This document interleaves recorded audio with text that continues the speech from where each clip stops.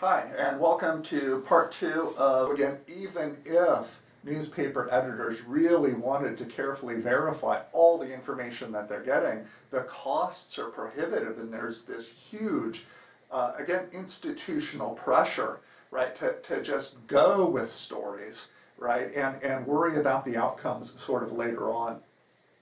Another way that news media cuts expenses is by doing things to avoid potential lawsuits, right? Avoid what Chomsky refers to as flack. He actually has this listed as his fourth filter, I think, in his propaganda model. But flack has to do with either real or anticipated sort of feedback from the viewing public of the news that you're going to cover, right? So if there are groups, and there are, that are really well organized and really well funded, and there's information that shows up in the news that's contrary to their interests, they'll actually threaten to sue the news agency. Now, if the news agency gets sued, win or lose, they lose money, right? Because if they get sued, now they have to have a lawyer, they have to go into court, and all of a sudden, boom, that expenses thing starts going up. So the news is very, very aware of who these groups are, what kind of flack they can produce. And they really try to avoid, again, organizations that are sort of well-funded, well-organized, and just really consistent. Now, if they say something that maybe just pisses off a bunch of, I don't know, poor, unorganized people, that group isn't quite as good at producing flack. They don't go after the media's bottom line, and so the news isn't as worried. Again, the news is very worried about, again, lawsuits, getting tied up in all that stuff.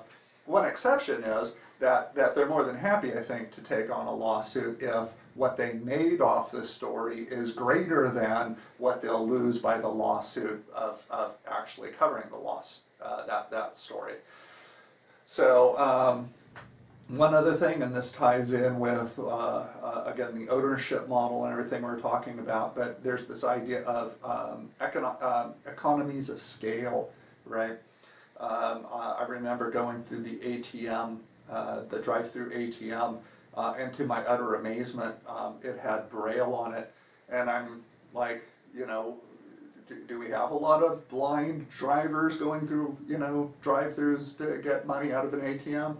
And then I realized, well, it's way cheaper just to make every single ATM machine with Braille. I mean, it's more costly to do one regular, one Braille, right? You do them all the same, and now you're going to save money. So economy of scale, the bigger you get, you're able to cut costs in all different ways, and the news business is no different, right? So if I'm doing all the expenses and I have one newspaper, it's worth my time to go out and buy a second newspaper and simply utilize my staff to then do that second newspaper too. Frankly, it's worth buying 12 newspapers, I don't know, a couple of radio programs, maybe some TV news, because again, my base expenses are sort of fixed once I have the one attempt at news. So as soon as I have multiple outlets, I'm now making money, right? I'm saving so much. Okay, so now we've covered both parts of the equation. We've covered the ways in which the news tries to increase income, and we've talked, I think, a fair amount about some of the effects that that's going to have on the news. And we've also talked about the ways in which the news tries to decrease some of their expenses, and again, some of the consequences that ends up having on the news. And I think that what we're finding is, again, the very economic model that the news functions in the United States is just sort of set up to make it so that the news is going to be greatly, greatly affected by those economic constraints. This, again, has dire consequences for you and I, who are relying on this information as the basis for making votes in the democratic process.